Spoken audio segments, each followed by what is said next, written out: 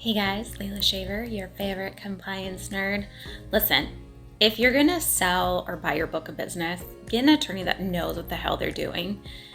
M&A in the RA space is a little different than M&A in other industries, and it's really important to have someone who's done M&A within the RA industry because there's just some nuances they should know. There's some differences, some legal and regulatory things that impact how someone can be compensated, for how long they can be compensated, how we can structure these deals, etc.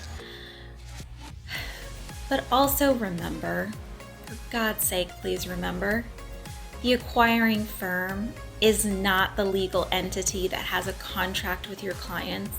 They're not the ones that have the privacy policy with your clients. When the acquiring firm is asking for your proprietary information for your specific client data, including date of birth, social security numbers, account numbers, names, do not give it to them. You might be subject to a letter of intent, you might be under an NDA, but what giving that data might do is violate your privacy policy. Most policies state that information is only shared with parties that are required to service the account. An acquiring firm is not required to service the account until they've actually bought your book of business, and that book of business is now theirs.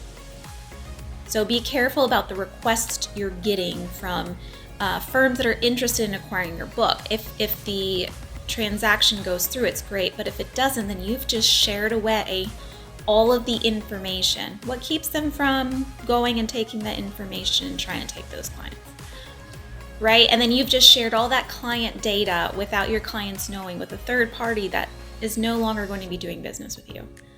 So be wary, be careful, be mindful. Remember, cybersecurity is important.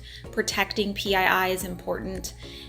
I know you want to sell your book or buy a book, but remember, you are in charge of safeguarding your client's data.